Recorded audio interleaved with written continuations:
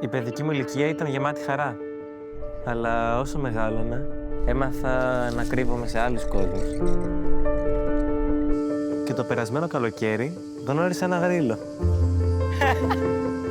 Και για πρώτη φορά ένιωσα πως κάποιος με διάλεξε. Is he like a pet?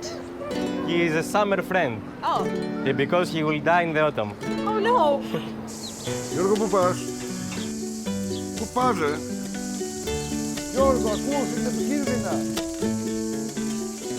Δεν είναι μόνο ότι δεν βλέπω καλά. Δεν με βοηθάει να κάνω και φίλους. Οι ανθρώπινες σχέσεις είναι δύσκολες. Γιώργο, πώς είσαι? Βάλε λίγο τα χιλιάρια μου από το μάτι. Είναι πάρα πολύ καλύτερα. Βγήκε κάτι να βγάλε.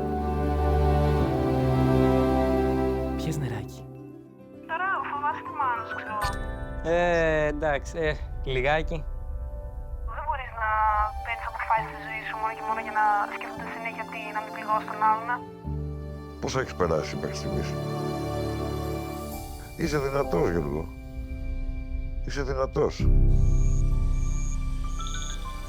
Σε ευχαριστώ, μικρέ.